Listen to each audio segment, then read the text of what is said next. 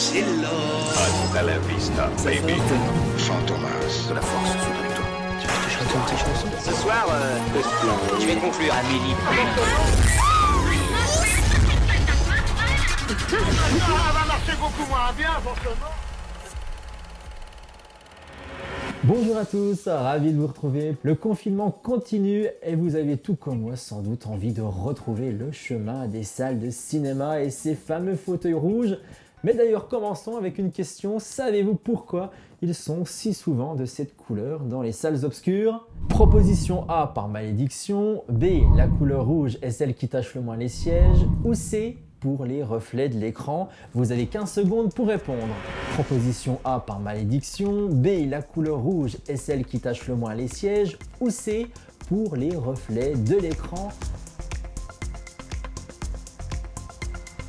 Les premières salles de cinéma ont été dès la fin du 19e siècle des salles de théâtre réaménagées en salles de projection où les fauteuils étaient déjà en couleur rouge. Souvent présente dans les lieux culturels, cette couleur a été choisie en opposition au vert, couleur maudite au théâtre, et au bleu, couleur liée à la royauté qui a été délaissée pour des raisons d'éclairage et de luminosité.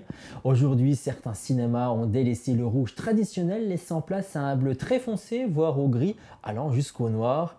Il fallait répondre par malédiction à cause de la couleur verte. Au théâtre, la couleur verte portait malheur. Cette superstition date du XVIIIe siècle. En effet, les costumes verts auraient provoqué la mort de plusieurs comédiens. Cela serait dû en réalité à la présence d'oxyde de cuivre ou de cyanure dans la teinte verte utilisée à cette époque. On dit aussi que Molière serait mort habillé de vert. Néanmoins, cette superstition reste très culturelle puisque la couleur varie selon le pays. En Espagne, la couleur maudite est le jaune, en Italie le violet, le vert et le bleu. C'est au Royaume-Uni. Voilà pour cette première question. On va continuer à jouer ensemble. Vous allez pouvoir en savoir davantage sur le cinéma à travers des extraits vidéo et à des questions. Nous allons jouer ensemble dans ce numéro spécial. Vous allez pouvoir tester votre culture cinématographique sur des films cultes avec des bandes annonces et des extraits de ces films. Et ensuite, je vous poserai des questions sur ces longs métrages et vous apprendrez plein de petites choses à travers des anecdotes sur ces films. Tout ça sous forme de QCM, comme la première question tout à l'heure. On va jouer ensemble avec des films cultes et vous inquiétez pas, il y en aura pour tous les goûts. Première question qui fait référence au film Papy fait de la Résistance, sorti en 1983. Papy fait de la Résistance se déroule pendant l'occupation. On y suit les membres de la famille Bourdelle, lesquels se voient eux aussi envahis par les Allemands et se retrouvent logés à la cave. Le fils Guy Hubert, caché derrière les traits d'un coiffeur homosexuel, est en fait un super résistant, sorte de Zorro du moment, qui complote contre les nazis. Alors regardez cet extrait et je vous pose la question ensuite. Tu pars tout de suite ou je te fais couler en bain? De l'injustice comme s'il en Vous pleuvait. préviens, vous commettez une énorme bourde. Je vais prendre les matricules, ça. Il va y avoir un rapport, mais carabiné. Aïe, il me fait mal à la jambe en plus. Un érotisme torride. Toi non plus, tu n'as pas changé. Toujours le même parfum léché. Enfin, au carrefour de la haine et du mensonge, lorsque tout est perdu, surgit Super Résistant. L'homme que la résistance admira et que l'histoire oublia. Bienvenue à Paris, Général Sponks. Un film inoubliable de par sa distribution éclatante avec l'héroïque Christian Clavier. Tirez-vous, on est foutus. Voyez, c'est foutu, allez, filons. Le patriotique Michel Galabru. Le distingué Roland Giraud. Le cruel Gérard Junior. L'intrépide Martin Lamotte. La tendre et douce Dominique Lavanant. La toujours simple Jacqueline Maillan. Et le terrifiant Jacques Villeray. Et en prime exceptionnellement, nos invités surprises. Josiane Balasco. Oh, le saligo, il l'a fait exprès, le saligo! Michel Blanc, Jean-Claude Brialy, Jean Carmet, Bernard Giraudot, Thierry Lhermitte et Jean-Yann. Prochainement sur votre écran, Papy fait de la Résistance. Mais qu'est-ce que vous faites là? Quel acteur célèbre devait jouer dans ce film? A. Pierre Richard, B. Louis de Funès ou C. Jean Reno? Vous avez 15 secondes.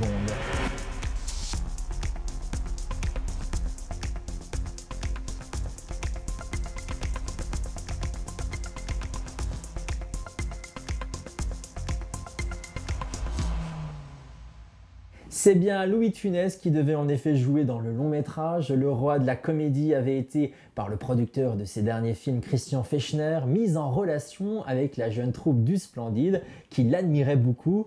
Il avait su que la pièce écrite par Christian Clavier et Martin Lamotte, dont Papy fait de la Résistance, allait être adaptée pour le cinéma et il voulait en être. Il a alors dans un premier temps été question qu'il incarne Papy, puis un ancien combattant de la Première Guerre mondiale vivant dans une cabane, mais c'est finalement pour se glisser dans la peau du demi-frère d'Adolf Hitler qu'il a été choisi. Les choses ne se sont toutefois pas concrétisées parce que le comédien est décédé d'un infarctus le 27 janvier 1983 à l'âge de 68 ans. C'est alors Jacques Villeray qui a hérité de ce personnage. Papy, quant à lui, a été attribué à Michel Galabru, l'incontournable partenaire de De Funès dans la lucrative saga des Gendarmes. Papy fait de la Résistance n'est par ailleurs pas le seul projet qu'attendait Louis de Funès.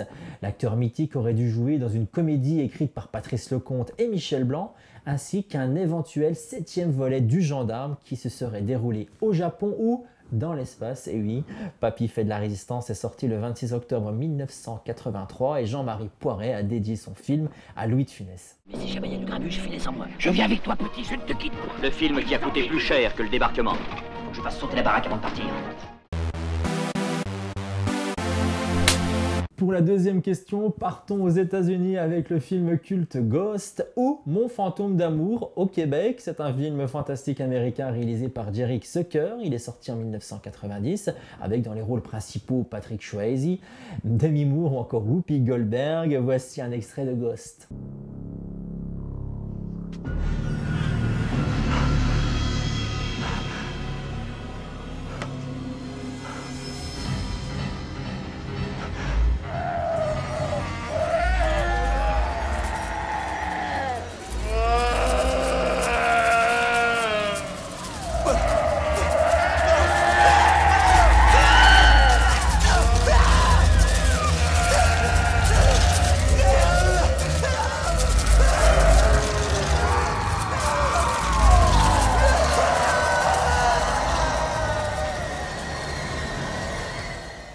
Question, comment les hurlements des fantômes ont-ils été réalisés? A. En mixant deux chansons ensemble. B. Avec des cris de bébé au ralenti. Ou C. En réutilisant les cris de Regan du film L'Exorciste, mais cette fois-ci à l'envers. Vous avez 15 secondes.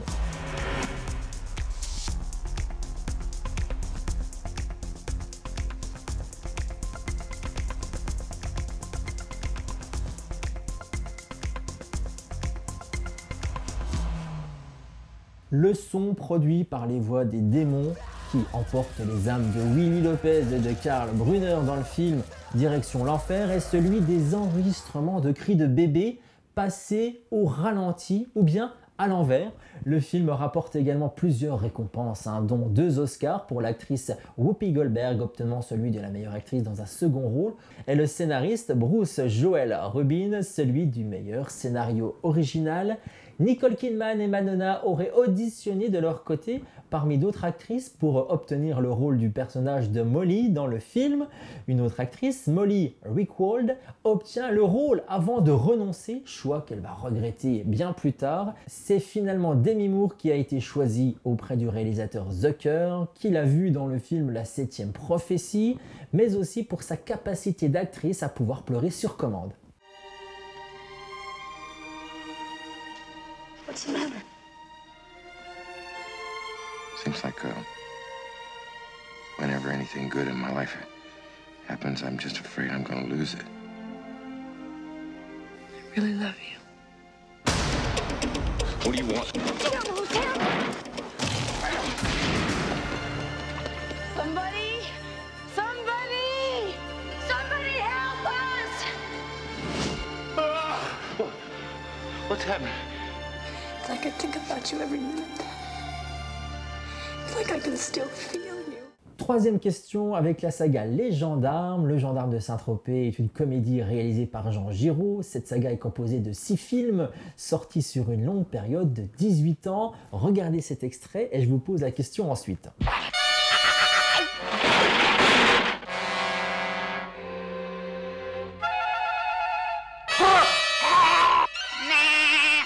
Moi je m'appelle Ludo.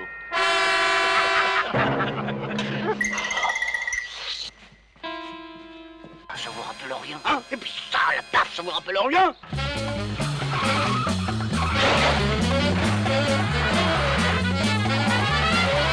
Mais vous êtes sûr qu'elle sait conduire? C'est moi qui lui ai appris. Ah, vous avez créé un style.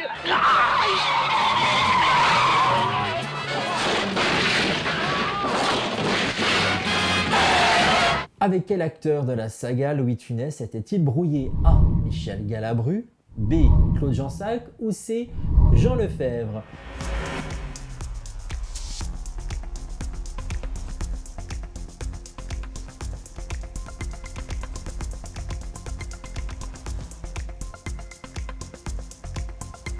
Louis de Funès, un des acteurs comiques les plus appréciés des Français, avait aussi son côté obscur. Les relations avec certains de ses partenaires sur les plateaux de cinéma étaient parfois électriques, en partie à cause des guerres d'ego.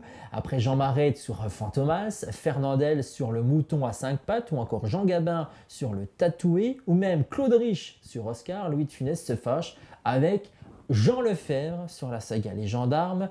Malgré sa cote de popularité et la sympathie qu'il dégage au premier abord, Jean Lefebvre n'a pas toujours eu la réputation d'être facile sur les plateaux de cinéma. Autant dire que face à un tempérament aussi écrasant que celui de De Funès, cela pouvait faire des étincelles. Les deux hommes en feront l'amère expérience à l'issue du tournage. Le gendarme se marie. Lors de la première du film, en octobre 1968, l'interprète de Fougas constate que des scènes dans lesquelles il figure avec Geneviève Grade, alias Nicole Cruchot, ont disparu du montage.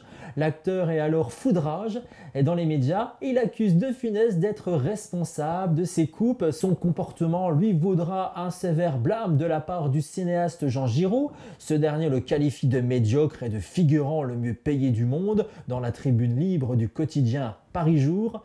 Cette brutale altercation n'empêchera pas Jean Lefebvre d'apparaître une toute dernière fois au générique du Gendarme en balade en 1970.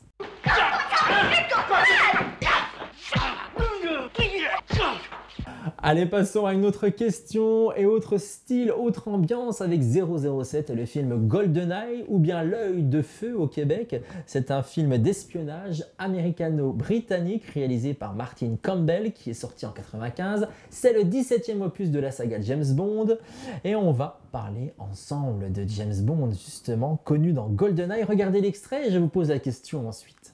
On ne peut compter que sur un seul homme. Je veux que vous retrouviez GoldenEye. 3. Trouvez qui l'a volé. 2. Et stoppez-le. 1.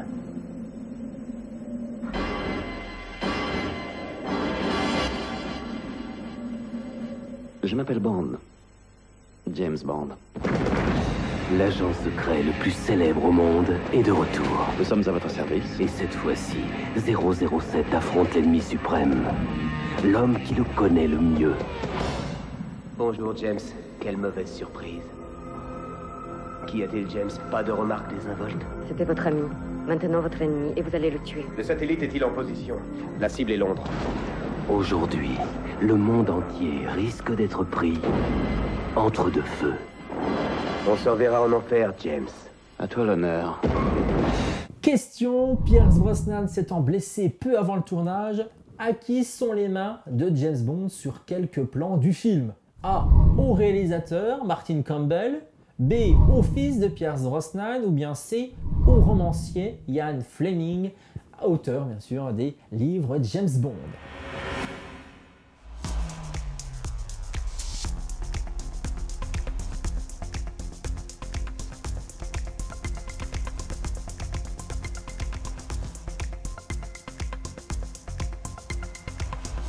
C'est bien le fils de Pierce Brosnan, Christopher, qui prêtera ses mains pour quelques plans afin de remplacer son père. Le réalisateur Martin Campbell figure bien au casting du film. Il joue l'un des cyclistes renversés lors de la course entre 007 et Xenia, après le générique culte du début, interprété par la grande Tina Turner.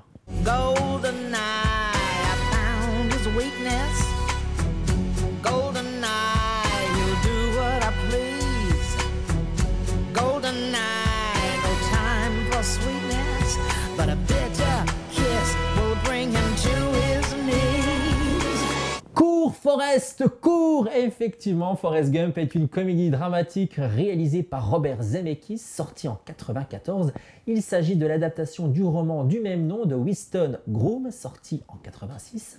Le film relate l'histoire mouvementée des États-Unis entre les années 50 et les années 80 à travers le regard d'un simple d'esprit, Forrest Gump, qui entreprend involontairement un voyage à travers les États-Unis. Récompensé par 6 Oscars du cinéma, le film est sélectionné en 2011 par la National Film Regency à la Bibliothèque du Congrès américain pour y être conservé comme étant culturellement historique et esthétiquement important pour les USA.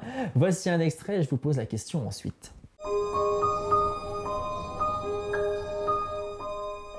Je m'appelle Forrest Gump.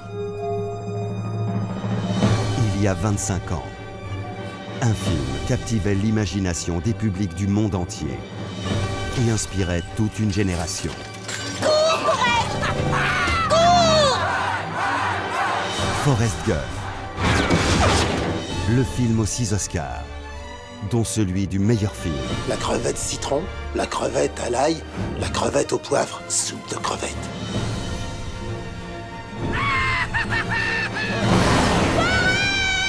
Jenny!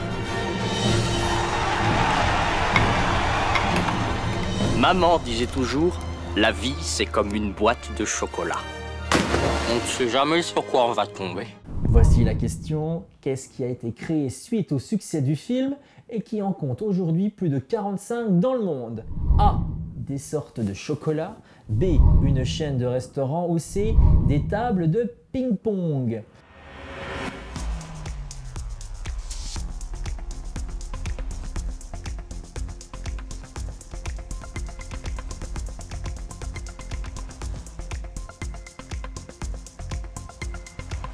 Malgré que la vie est comme une boîte de chocolat et qu'on ne sait jamais sur quoi on va tomber, ou bien que Forrest Gump devient un prodige du ping-pong, c'est bien une chaîne de restaurants de fruits de mer qui ouvrira ses portes suite au succès du film.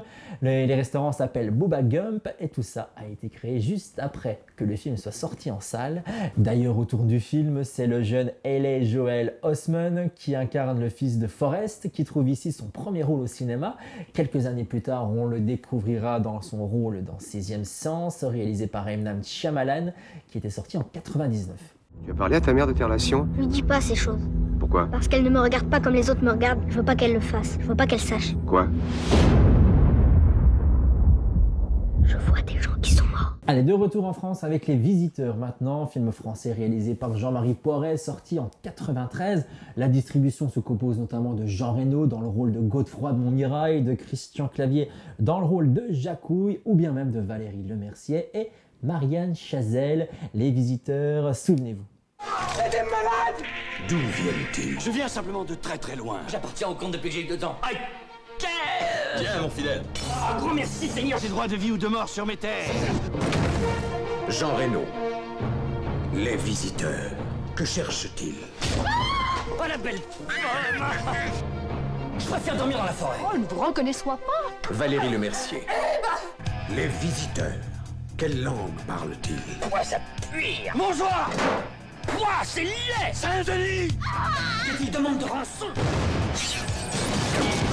Ça n'est pas lumineux, c'est de la merdasse! Question, comment devait s'intituler le film avant celui Les Visiteurs? A. Les explorateurs de Louis VI le Gros. B. À travers le temps. Ou C. Les couloirs de Godefroy et Jacouille.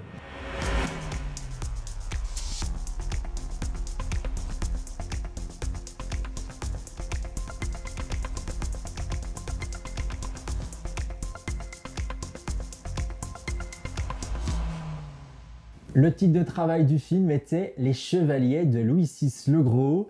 Et afin de composer son personnage de Jacouille la fripouille, Christian Clavier, passionné de bande dessinée, s'est inspiré en fait des traits de caractère du personnage Pierre-Louis. Merci la gueuse. Tu es un laidron mais tu es bien bonne. Repartons aux États-Unis avec un film culte, Dirty Dancing ou bien Danse lascive au Québec. C'est un drame musical américain réalisé par Émile Ardolino, sorti en 1987. Réalisateur quelques années plus tard d'un autre film culte, Sister Act avec Whoopi Goldberg. Regardons dès maintenant un extrait de Dirty Dancing et je vous pose la question juste après.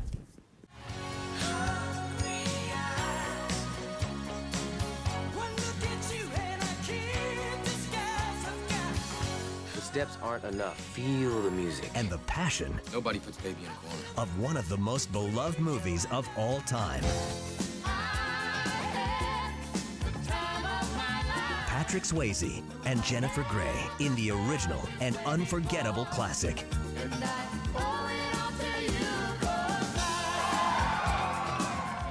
Voici la question, quel décor culte du film Dirty Dancing a disparu aujourd'hui? A. Le lac. B. Le complexe de vacances du film. Ou bien C. Le théâtre où bébé se produit pour la première fois sur scène.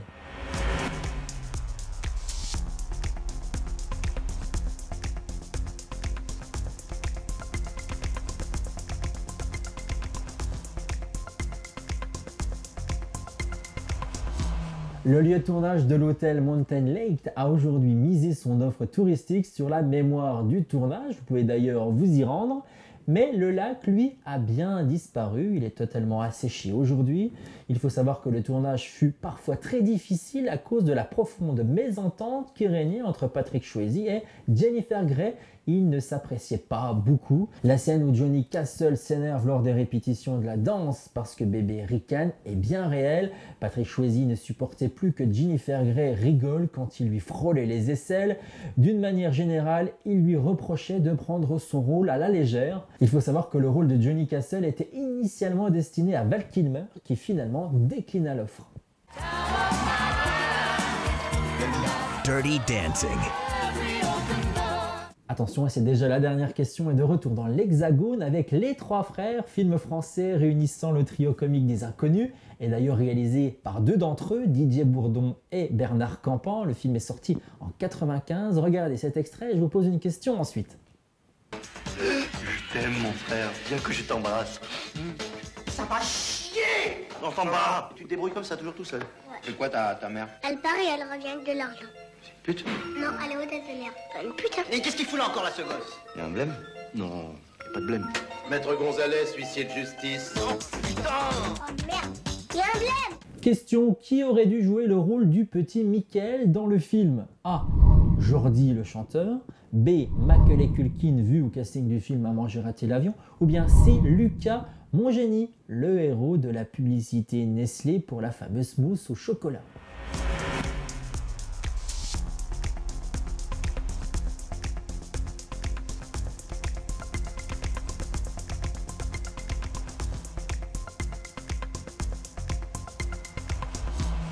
Et c'est bien le chanteur Jordi qui aurait dû avoir le rôle qui a été finalement attribué à Antoine Dumerle, qu'on retrouvera dans la suite du film, sorti le 12 février 2014, et qui a pour titre Les Trois Frères, le retour. Il faut savoir que Les Trois Frères ont enregistré un total de 6 800 000 entrées en France, ce qui fait de lui le 42e plus gros succès de l'histoire du box-office français et le premier succès de l'année 1995.